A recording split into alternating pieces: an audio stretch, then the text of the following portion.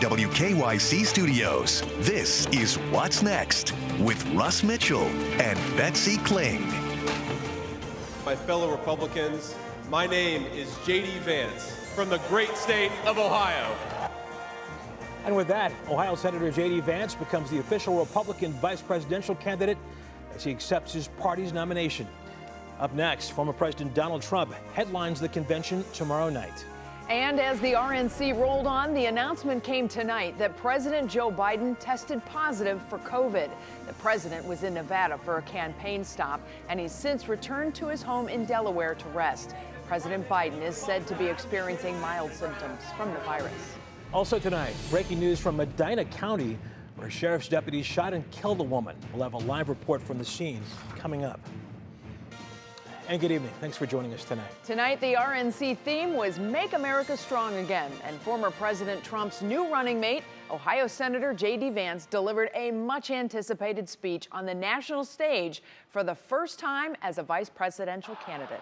NBC's Alice Barr joins us now live from Milwaukee with the latest. Alice, good evening. Good evening, Russ and Betsy. Senator Vance was greeted with just thundering applause as he made his debut, really on the national stage. As expected, he leaned into his origin story, his humble beginnings, and he also name-dropped the states that really could be helped by that background. He talked about Pennsylvania, Wisconsin, Ohio, of course, many times, and Michigan, those states that really could have some of the kinds of voters that his personal story may appeal to, and that will be critical in the November election.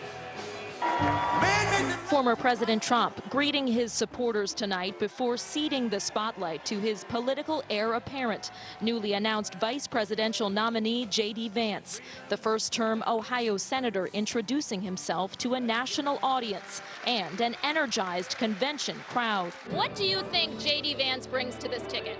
Well, he brings youth, that's for sure. You know, he's about a year older than I am. A lot of strength and fervor. I think he's going to be a great protege for Trump. The one-time Trump critic, now a fierce America First ally. He backs hardline policies on issues from immigration to abortion and opposing additional aid for Ukraine. A Marine veteran who served in Iraq. Senator Vance laying out his personal story, growing up in rural poverty, detailed in a best-selling memoir, Hillbilly Elegy.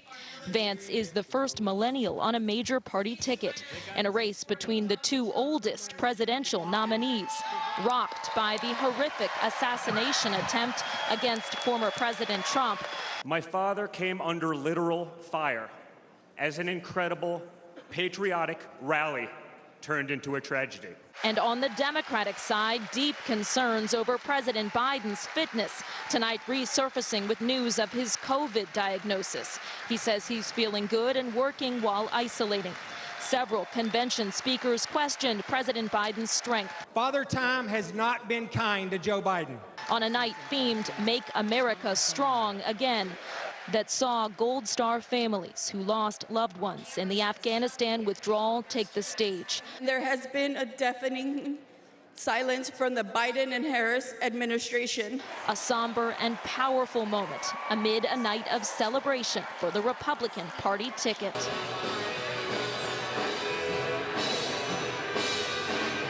Senator Vance said that he would be a vice president who would never forget where he came from. That got some of the biggest applause of the night. And he said tonight was not just about him, but about everyday Americans across the country.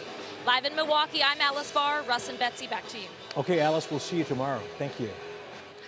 East Palestine Mayor Trent Conway also spoke at the convention tonight. The mayor, whose town was thrust into the national spotlight after last year's train derailment, talked about his support for former President Trump. Before President Biden derails our entire nation, we need to act. We need a leader who values small-town communities as much as big cities. We need a president who loves all Americans. Last week, the NTSB released its final report on the February 2023 derailment. You can see that on our website, WKYC.com.